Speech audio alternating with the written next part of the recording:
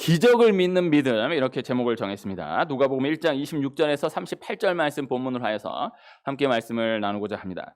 대림절 두 번째 주일입니다. 누가복음 1장 26절에서 38절 말씀, 대림절 두 번째 주일 말씀을 이렇게 이어가고자 하는 거예요.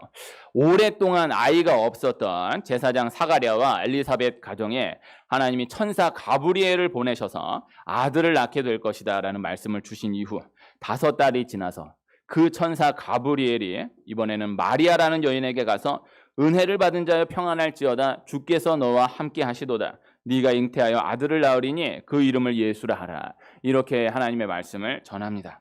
마리아는 자신은 남자를 알지 못한다라고 하지만은 이 가브리엘 천사는 이 아이는 성령으로 잉태된 하나님의 아들이다, 이렇게 말씀을 전하는 거예요. 그리고 엘리사벳의 소식을 전하면서 하나님의 모든 말씀은 능하지 못하심이 없다, 이렇게 말씀합니다. 마리아가 주의 요종이오니 말씀대로 내게 이루어지이다, 하나님의 말씀을 믿고 받아들이는 거예요. 사가랴와 엘리사벳을 통하여서 세례 요한을 준비시키시고 그렇게 예수 그리스도의 탄생을 준비하게 하신 하나님께서 오늘 말씀에서는 그 하나님의 아들 예수 그리스도를 마리아라는 한 처녀를 통하여서, 그 마리아라는 한 처녀의 몸을 통하여서 준비되게 하시는 것입니다. 마리아는 요셉이라는 사람과 약혼을 했던 상황이었어요. 그러나 약혼을 했던 것뿐이지 남자는 알지 못했던 그러한 상황이었습니다. 그래서 남자와 관계가 전혀 없었던 마리아에게 하나님이 천사를 통하여서 하나님의 아들이 잉태되었다, 아이가 잉태되었다라는 말씀을 주시는 거예요. 이 상황을 우리가 이해할 수 있어야 합니다. 마리아라는 처녀의 몸을 통하여서, 남자를 알지 못했던 마리아라는 처녀의 몸을 통하여서 하나님의 아들 예수 그리스도가 잉태되어서 탄생하게 되었다라는 것입니다. 기독교의 핵심이 오늘 이 말씀에 담겨져 있는 거예요. 사람에게 있어서 가장 큰 기적, 가장 중요한 기적은 죄를 옮기는 기적, 죄를 사함받는 기적이에요. 죄인이 죄를 사함받는다라는 것 자체가 기적이기 때문에, 무엇과도 비교할 수 없는 기적이기 때문에 죄를 사함받는 방법, 죄를 옮기는 방법 또한 기적일 수밖에 없었다라는 것입니다. 예수님이 성령으로 잉태되어서 동정녀의 몸에서 태어나셨어야만 했던 가장 중요한 이유가 인간의 죄를 사하시기 위함이었다라는 거예요. 모든 일은 그저 하나님 말씀 한마디만 하시면 다 됩니다. 그대로 다 이루어집니다. 그래서 하나님이 어떤 일을 하나하나 진행하실 때 어마어마한 수고를 동원해 가지고 일을 진행하시는 경우가 없어요. 그냥 하나님 말씀 한마디면 되는 거예요. 믿고 안 믿고는 우리의 몫일 수 있겠지만요, 천지 만물도 하나님이 몇 날 며칠을 거쳐서 어마어마한 수고를 다하여서 해 하나 만들고 달 하나 만들고 하신 게 아니고, 그냥 해야 있어라 달아 있어라 말씀 한마디로 다 창조하신 거예요. 그래서 모든 것들, 어떠한 모든 것들도 다 하나님 말씀 한마디면 다 그대로 이루어지게 되는 것이다. 그러나 죄에 있어서만큼은 말씀 한마디로 없앨 수가 없었다라는 것이죠. 하나님의 속성에 하나님 스스로가 부딪히게 되는 것이기 때문인 거예요. 그래서 죄에는 반드시 대가가 따르는 것인데 죄의 대가는 죽음이다, 성경은 그렇게 분명히 말씀하고 있는 것이죠. 그러나 하나님이 사랑하시는 이를 죽이실 수가 없는 거예요. 그래서 너무나 사랑하시지만은 그러나 죄의 대가는 다 죽음이기 때문에, 죄의 삭은 사망이기 때문에 죽여야 하는데 죽이실 수가 없어서 죽이시지 않고 그 죄가 넘어가는 길이 단 한 가지인데, 죄 없는 사람이 대신 죽어야 하는 거예요. 그런데 이 땅에 죄 없는 사람이 없는 거예요. 지금은 이제 법적으로 그러한 시대가 아니지만은 역사 가운데에서는 누군가 죄를 지었다, 그런데 죄 없는 사람이 내가 이 죄를 뒤집어 쓰고 내가 대신 감옥 가겠습니다, 내가 대신 이 죄값 치르겠습니다, 이것이 통했던 시대가 있었습니다. 그 시대를 예로 두어서 생각해 본다 할지라도 이 사람이 죄가 있어서 이 죄에 대한 대가를 치르게 되었다. 그런데 다른 사람이 와서 제가 이 죄에 대한 대가를 제가 치르겠습니다. 근데 이 사람도 똑같은 죄가 있다라고 하면은 너는 어차피 네 죄로 들어가야 되는데 네가 무슨 누구의 죄를 대신해 가지고 이 대가를 치르겠다라는 것이냐? 말이 안 되는 거예요. 그런데 이 땅 가운데에서 죄 없는 사람이 없는 거예요. 그 사람이 이 죄의 값을 사망 이걸 넘어갈 수 있는 길이 죄 없는 사람이 대신 죽으면 되는 것인데 이 땅에는 죄 없는 사람이 없는 것이다라는 것이죠. 그리하여서 죄 없으신 하나님의 아들 예수님이 친히 사람이 되심으로 이 땅에 오셔서 우리를 위하여서 대신 죽으신 것이다라는 것입니다. 그래서 예수님이 이 땅에 오신 이유는 죽음을 위하여 오신 거예요. 죽기 위하여서 오신 거예요.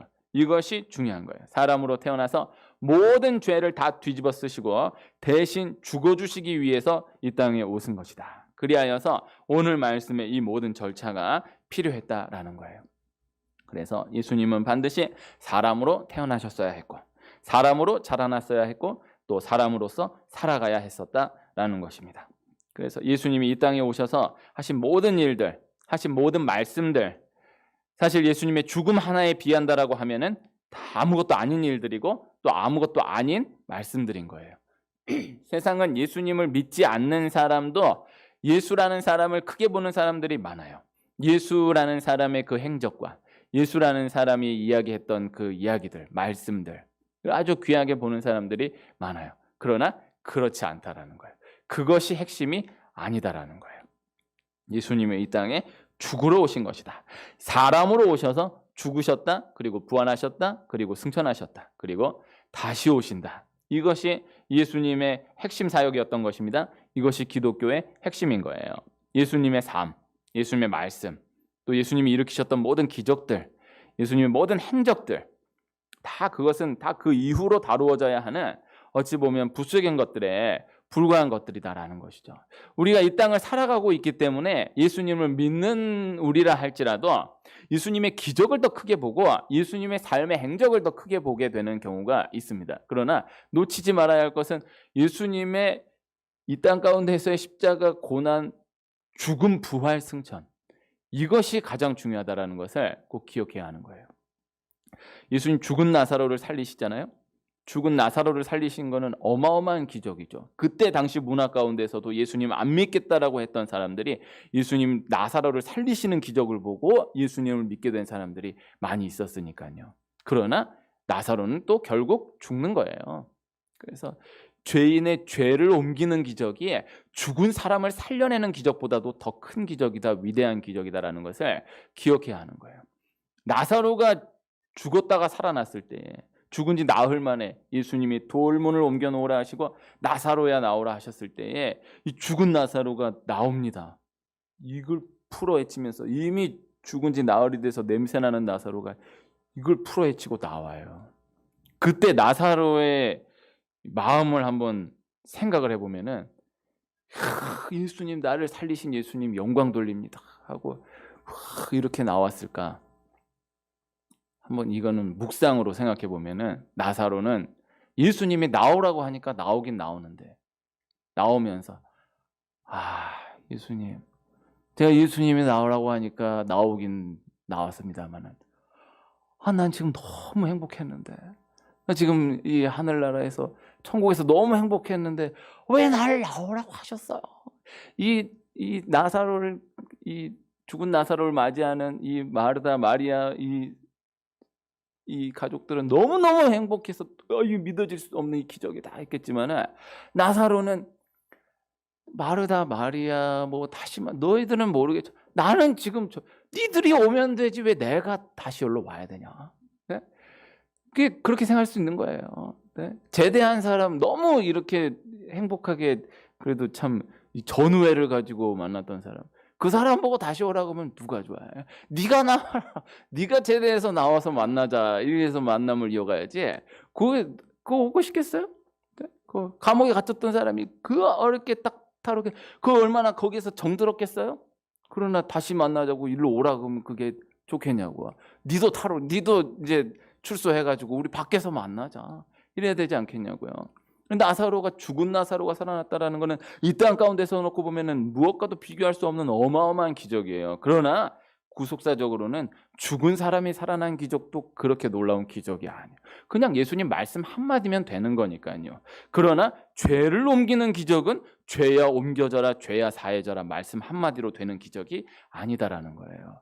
이 영적인 세계에 대한 이해를 우리가 가지고 이 시각을 가지고 이 땅을 살아갈 수 있어야 한다라는 것입니다. 사람의 죄를 사하시기 위하여서 죄 없는 사람의 죽음이 필요했어요. 그래서 예수님이 사람으로 이 땅에 오셨어야 했어요. 사람은 여인의 몸에서 태어났어야 해요. 이것이 오늘 천사가 마리아에게 나타나서 이 위대한 말씀을 전한 중요한 한 가지 이유인 거예요. 인간의 죄를 사하시기 위해서 하나님이 죽으셔야 했고 하나님이 인간이 되어서 죽으셔야 했다라는 것입니다. 성령으로 잉태되었다라는 것은 예수님이 하나님이시다라는 것을 말씀하는 것이고, 또 동정녀의 몸에서 태어나셨다라는 것은 예수님이 사람이시다라는 것을 말씀하는 거예요. 찬송가 가사 가운데 참 중요한 찬송가 가사들이 많아요. 주 하나님 지으신 모든 세계 내 마음속에 그려볼 때, 이 찬양이 있거든요. 이 찬양은 한번 공부하듯이 한번 불러보시면 좋습니다. 그래서 나는 신학에 대해서 아무것도 모른다, 기독교에 대해서 아무것도 모른다, 그 찬송가, 그 4절짜리 찬송가 하나로 신학이 무엇인가가 너무나 잘 정리되어 있는 거예요. 그래서 그러한 찬양이 있는데, 또 하나 이 예수님이 누구신가에 대한 찬양, 그 가사 한 대목으로 너무 이 이상을 정리할 수 없는 가사가 참 반가운 성도여라는 찬양의 가사 가운데 여호와의 말씀이 육신을 입어 날 구원할 구주가 되셨도다, 요 가사 대목이에요. 여호와의 말씀, 예수님이 말씀이에요. 여호와의 말씀이 육신을 입어 사람이 되셔서 날 구원할 구주가 되셨도다. 그래서 온전하신 하나님이시자 또 온전하신 사람이었던 예수님이시다라는 것이죠. 그러했기 때문에 우리 죄를 사하실 수 있었다라는 거예요. 이것이 가장 중요한 거예요. 이것에 대해서 눈뜨며 나아가는 거예요. 어린아이에게 예수님 동정녀 마리아의 몸에서 태어나셨다, 이것을 이야기하기가 쉽지 않아요. 아기가 어떻게 생기는지 자체를 이야기하는 게 쉽지 않은데 동정녀 마리아의 몸에서 태어나셨다라는 것을 얘기하려고 하면은 이게 어마어마한 어려움이에요. 그러나 이게 핵심이에요. 그래서 어려서부터 사도신경 뭔 말인지를 모르고 고백했다 하더라도 영의 세계이고 영의 이해이기 때문에 이 이해가 있는 사람과 이 이해가 없는 사람은 전혀 다른 거예요. 그래서 여호와의 말씀이 육신을 입어 날 구원할 구주가 되셨도다. 예수님은 온전한 하나님이시다, 그리고 온전한 사람이셨다. 예수님 탄생의 기적은 예수님이 누구이신가, 예수님의 존재를 올바로 이해하는 유일한 근거가 되는 것입니다. 예수님의 신성과 인성, 이 둘에 조금이라도 손상이 가면 구원자 예수님이라는 그 증거로서의 손상이 가해지는 거예요. 기독교의 역사는 예수님을 증거해 온 역사이거든요. 예수님을 인정하고 또 예수님을 공격하고 또다시 예수님을 증거하고 또다시 예수님을 공격해 온 역사예요. 얼마 전에 한 분이 교회에 찾아오셨었는데, 목사님은 하나님을 믿습니까? 예수님을 믿습니까? 그러시더라고요. 그래서 하나님, 예수님, 네, 굳이 물으신다고 하면 예수님을 믿죠. 그랬더니 실력 있으시는군요, 이러고 가시더라고요. 그래서 그 분이 교회를 안 다니신다는데, 하여튼 그래서 꼭 한번 오시라고 했는데, 네, 모르겠습니다. 미래 와서는 독특한 분을 처음 만나본 것 같습니다. 장안동에서는 그런 분들 많이 만났었는데 갑자기 번개같이 들어오시더니 탁 와서 탁 질문하는 거예요. 뭐 하나님 보내신 천사인가? 내가 이번 한 주간 이 말씀 묵상하며 준비하면서 이분이 그래서 하나님을 믿습니까? 예수님을 믿습니까? 이렇게 물으시더라고요. 모르겠어요. 그분하고 뭐 더 깊이 있는 대화를 많이 나누지는 못했지만요. 정말 근데 굳이 물으신다라고 하면은 예수님을 믿는 거거든요. 기독교의 역사는 예수님의 역사거든요. 그래서 은연중에 하나님, 그러니까 꼭 기독교의 하나님은 아니더라 할지라도 하나님에 대한 존재 이해, 하나님에 대한 믿음은 있는 사람들이 꽤 있어요. 그러나 중요한 거는 예수님을 믿느냐가 중요한 거예요. 그래서 기독교인 거예요. 기독교, 그리스도교, 예수교예요. 우리 교회 대한예수교 장로회예요. 예수교예요. 예수님에 대한 이해예요. 그래서 다 다 이런저런 공격이 있는 것 같지만요, 결국에는 예수님에 대한 공격, 교회에 대한 공격인 것 같지만요, 결국에는 예수님에 대한 공격이었어요. 기독교 역사는 단순해요. 막 어마어마한 주장들이 일어나고 또 어마어마한 의견들이 일어나고 또 어마어마한 이런 또 역사가 뒤집히는 새로운 질문들이 쏟아지는 것 같아 보여도 다 단순해. 해 아래 새 질문이 없어요. 결국에는 예수님을 향한 공격이거든요. 이 예수님을 인정하느냐, 예수님을 공격하느냐, 또다시 예수님을 증거하고 그럼에도 또다시 예수님을 공격해온 역사가 기독교의 역사의 연속이었던 것입니다. 예수님에 대한 많은 이야기들, 많은 공격들 다 역사 속에서 계속해서 있어 왔던 것이다. 다 반복되는 역사로서 새로운 공격이 없는 것인데, 그 모든 예수님을 향한 공격에 대한 방패로서 가장 중요한 근본적인 근거가 오늘 말씀인 거예요. 그래서 성탄의 때가 되면은 이 누가복음 1장 26절에서 38절 말씀을 자주 다룹니다. 이것도 하나님의 은혜인 것입니다.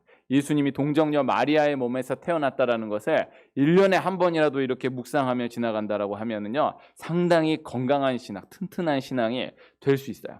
마리아가 참 귀한 것은 이 마리아의 온전한 이 순종을 통하여서 예수님께서 이 신성과 인성 이 둘 다를 온전히 갖추게 되셨다라는 거예요. 하나님께서 그렇게 갖추도록 하셨다라는 것이죠. 예수님이 사람으로 태어나기 위하여서는 여인의 몸이 필요했던 거예요. 그리고 또 하나는 그것을 그대로 믿어줄 사람이 필요한 거예요. 하나님, 인격적인 하나님. 이 마리아의 믿고 받아들임을 통하여서 마리아의 몸을 통하여서 성령으로 잉태되어 마리아의 몸을 통하여서 사람으로 태어나게 되셨다라는 것입니다. 마리아가 이 두 가지를 다 채운 거예요. 마리아가 믿음으로 받아들이는 거예요. 그래서 인간적으로는 말도 안 되는 그 말을 하나님의 말씀으로 믿고 받아들인 거예요. 그렇게 하나님의 위대한 구속의 역사가 첫 발을 내딛게 되었다라는 것입니다. 이때 마리아의 나이가 기껏해야 10대 중후반 정도로 봐요. 한 16살 정도로 봐요. 당시 문화 가운데에서의 16살 정도의 여자아이. 그때 문화로 생각해 놓고 보면은 어떤 실제 중앙 무대와는 전혀 관계가 없는, 그러니까 분명 사람이기는 사람이지만, 생물학적으로는 분명 사람이긴 사람이지만은 당시 문화로 놓고 보면은 정식 인원 파악에도 들지 못하는 너무나 연약한 한 사람, 그 연약한 한 소녀에게 전해진 말씀으로만 놓고 보면은 그 어느 누구에게 전해졌던 말씀보다도 스케일이 크고 위대한 놀라운 말씀들이었다라는 것입니다. 지극히 높으신 이의 아들 그 조상 다윗의 왕위를 주시리니 그 나라가 무궁하리라. 하나님의 아들이라 일컬어지리라.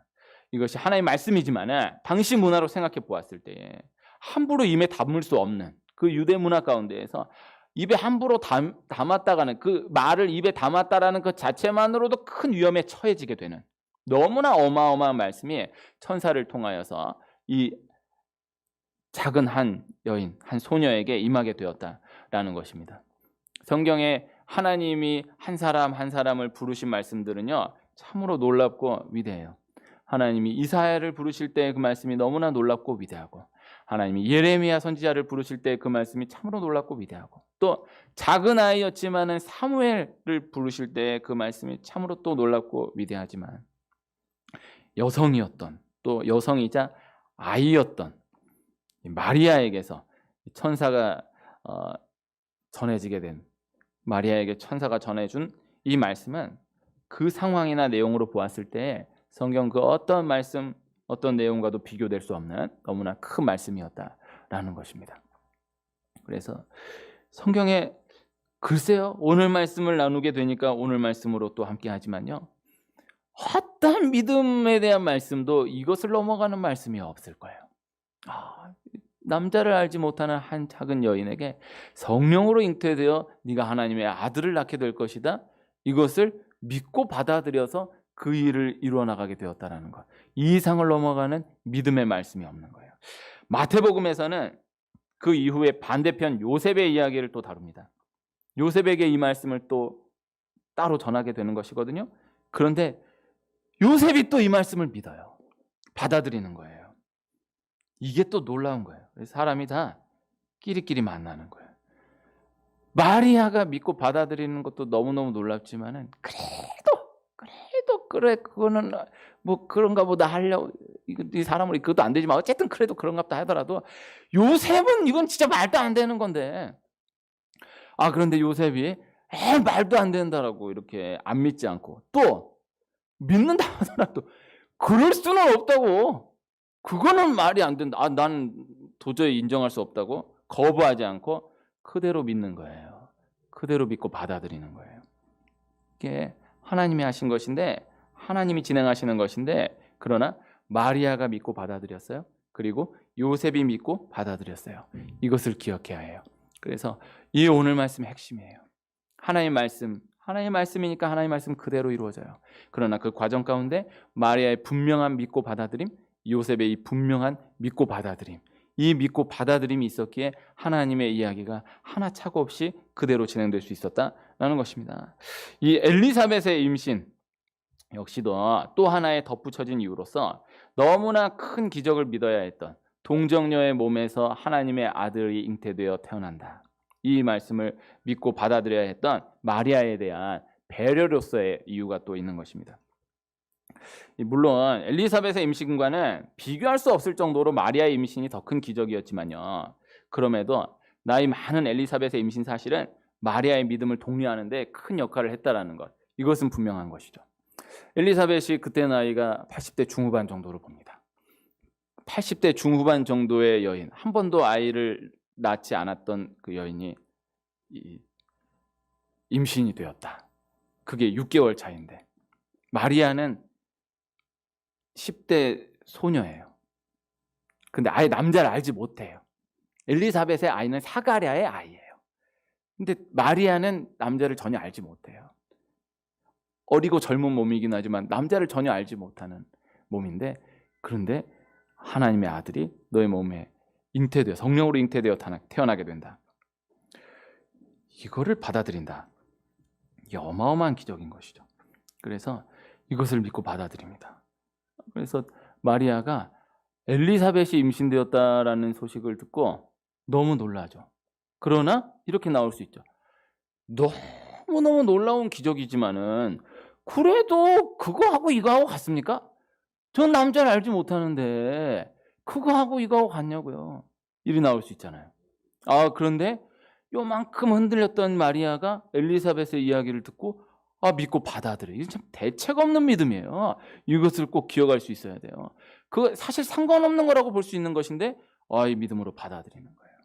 제가 참 같이 일했던 존경하는 목사님 두 분이 한 분이 나이가 50이 넘어서 재혼을 하셔가지고 아이를 낳게 되셨거든요.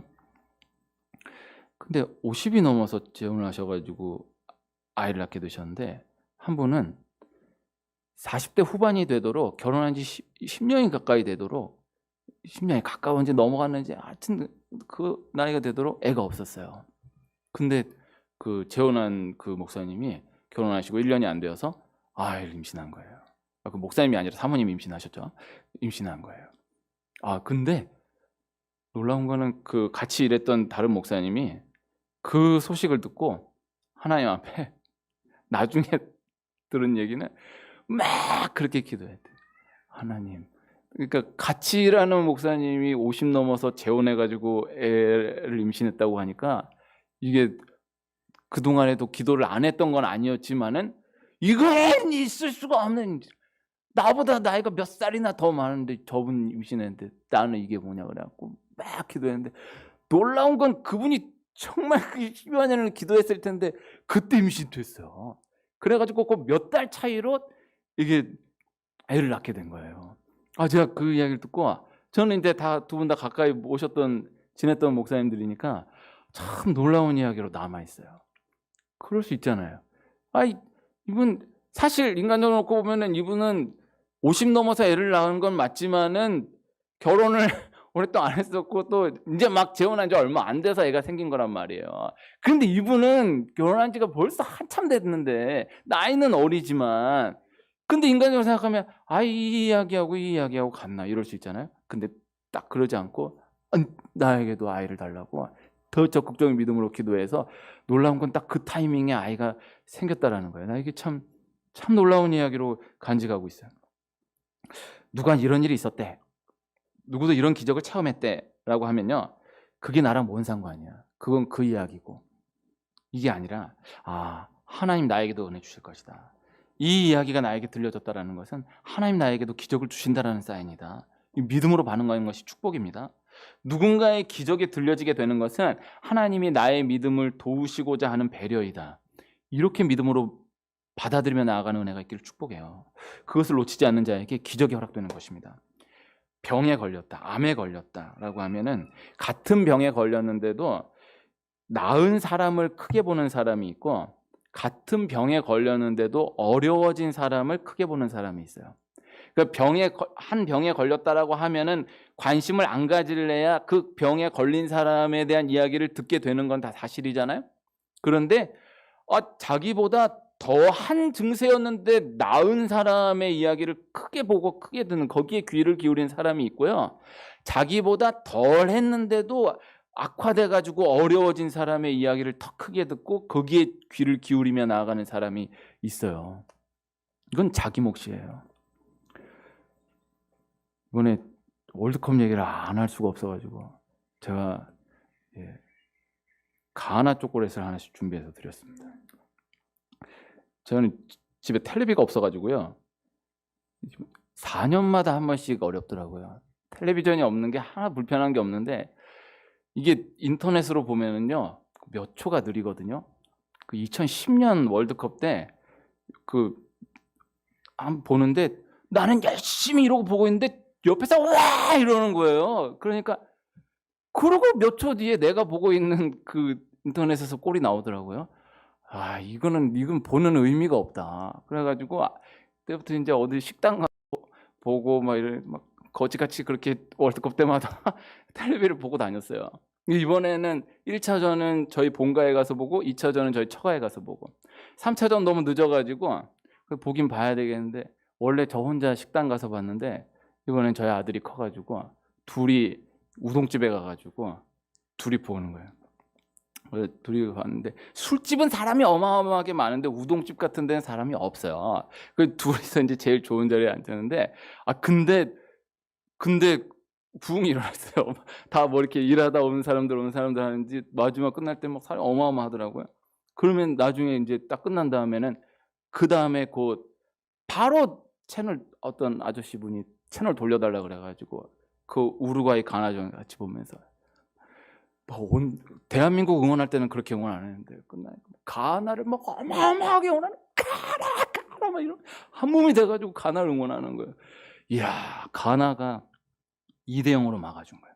한 골만 더 먹었어도 우리는 못 올라갔고 가나가 우루과이를 이겨버렸어도 우리는 못 올라갔는데 딱 그렇게 맞춰져가지고 올라갔어요. 기적이에요. 이게 제가 참 상처로 남아있는 이야기는 몇 번 나눴는데 제가 장안동에 있을 때 2018년 월드컵 때 우리 1차전, 2차전 다 지고 제가 그 앉아 계신 성도님들한테 3차전 독일을 앞두고 믿는 자는 끝까지 포기하지 않는 거라고, 어떻게 될지 모른다고 그랬더니 세상에 그 반응 없는 분들이 다 웃으시더라고요. 비웃으시더라고요. 그 다음날 새벽에 너무 소원해서 아니라고, 진짜 오늘 무슨 일, 오늘 그가 놀라운 일을 이루시는 것 보라 말씀. 딱 이러시더라고요. 근데 그날 독일 2대0으로 이겼잖아요. 그날도 사실 저쪽에서 다르게 됐으면 우리 1승 2패로 16강 올라갈 수 있었어요. 이번에 똑같아요, 상황이. 이번에는 우리도 이겼지만은 저쪽에서 해줘가지고 이긴 거예요. 가나한테 감사한 마음을 가져야 돼요. 그래서 가나 초콜릿을 준비해드린 거예요. 네? 이게 16강 마지막 골을 앞두고요. 한번 오늘 말씀의 원리로 한번 생각해 보세요. 제가 그 식당에서 같이 봤던 분들이 뒤에서 뭐라고 하냐면은, 야, 일본도 올라갔는데 우리 올라가야지. 막 후반 시간 다 되도록, 야, 일본도 올라갔는데 우리 올라가야지. 일본이 올라갔는데 우리가 못 올라간 게 말이 되냐. 야, 일본이 스페인을 이겨 독일이 이겼는데 우리가 포르투갈 못 이기는 게 말이 되냐. 막 얘기하시더라고요. 근데 추가 시간에 골 넣고 이기더라고요. 16강에 올라간 팀을 크게 보느냐, 16강에 떨어진 팀을 크게 보느냐, 일본도 16강에 올라갔다를 크게 보느냐, 벨기에도 16강 떨어졌다라는 걸 크게 보느냐, 요 원리예요. 이게 도움이 될 수 있을 것 같아서요. 그래서 그 상황 가운데 상황에서 똑같은 비슷한 상황 어마어마하게 많아요. 내가 들으려고 안 해도 들려지는 이야기들은 너무너무 많은 거예요. 그러나 그 상황 가운데에서 어떤 이야기를 크게 보느냐, 어떤 이야기에 귀를 기울이며 나아가느냐. 엘리사벳이 임신했다라는 말씀이 들려졌을 때 엘리사벳이 임신, 대단하네요, 놀랍네요. 그러나 그건 그거고 이거하고 얘기가 같냐고. 이렇게 나오기가 더 쉽잖아요. 그런데 마리아가 그것을 듣고 내 믿음으로 받아들여. 엘리사벳, 엘리사벳도 임신했다. 그 하나님께서 나에게 주신 말씀이 이건 아멘으로 그냥 이런 것 저런 거 계산 안 하고 그대로 믿음으로 받아들이는 거예요. 월드컵 같은 것도 예를 들면 이거 아무것도 아닌 어린아이 믿음 있는 사람은 야, 우리나라가 이렇게 기적으로 16강도 올라가는데 하나님 나에게도 은혜 주시겠다 이렇게 나가는 사람이 있고, 그건 걔네들 얘기고 이게 같냐, 이게 원리는 같아요.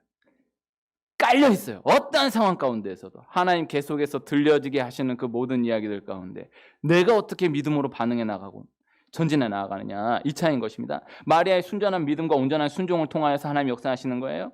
주일 저녁에 에스더서를 나누고 있는데요. 에스더는 정말 순전한 믿음이, 정말 마리아만큼이나 마리아 이상만큼이나 너무너무 어린아이와 같은 믿음이에요. 하나님 그 에스더를 통하여서 하나님의 이야기를 하나하나 진행해 나가시는 거예요. 내 믿음을 계속해서 도우시는 하나님, 내 순종을 계속해서 독려하시고 이끌어 가시는 하나님. 기독교는 믿음의 종교입니다. 마리아의 믿음, 요셉의 믿음, 이 믿음을 통하여서 예수 그리스도가 성령으로 잉태되어서 이 땅에 사람의 몸을 입고 오시게 되었던 것입니다. 요새 새벽에 나누고 있는 민수기 말씀에 이스라엘 백성들이 가나안 땅을 앞두고 우린 들어갈 수 없다고, 안 된다고 원망, 불평, 불순종함으로 인하여서 결국 가나안 땅 들어가지 못해요. 출애굽 1세대는 다 가나안 땅 못 들어가고 광야에서 다 죽어요. 또 하나, 모세가 가나안 땅을 앞두고 원망, 불평하는 이스라엘 백성들을 향해서 하나님이 반석에 명령하여서 물을 내라 말씀하셨는데 반석을 2번 내리침으로 물을 내게 해요. 그리고 그 사건을 근거로 하여서 가나안 땅에 들어가지 못하게 되는 거예요. 이에 대해서 하나님이 이스라엘 백성을 향하여서도 다 너희가 믿음이 없기 때문이다, 믿지 않음으로 인함이다, 이렇게 분명히 짚어주시고, 모세를 향하여서도 넌 네가 화를 냈으니까 안 된다, 내가 하라는 대로 안 했으니까 안 된다가 아니라 네가 믿지 못함으로 인함이다, 이렇게 말씀 주셔요. 그리고 가나안 땅에 들어가지 못하게 될 것이다라는 것을 말씀해 주시는 거예요. 원망, 불평, 불순종, 또 혈기, 다 다른 것 같지만은 근원은 믿음 없음인 것이다. 그리고 걱정, 근심, 염려, 이것도 믿음 없는 거예요. 그래서 믿음은 너무 좋은 것 같은데 매일 걱정, 근심을, 염려를 끌어안고 달고 사는 사람, 그럼 믿음이 없는 거예요. 성경에 가장 많이 경계하고 있는 것이 교만인데, 교만은 인간적으로 진단하면 이렇게 저렇게 진단할 수 있겠지만은 그러나 영적으로는 그 근원이 믿음이 없는 것이다라고 진단하는 거예요. 결국 믿음인 거예요. 마리아가 자신이 성령으로 잉태된 하나님의 아들을 낳게 될 것이다라는 것을 믿고 받아들입니다. 요셉이 자신의 약혼자 마리아가 성령으로 아기를 갖게 될 것이다라는 것을 믿고 받아들입니다. 너무나 큰 믿음입니다. 이 믿음으로 인해 하나님의 구속사가 전개되어 나갑니다. 믿음, 받아들임, 다른 것이 아닌 믿고 받아들임을 통하여서 말씀하시는, 그렇게 일하시는 하나님의 은혜를 증거받는 축복이 있기를 축원합니다.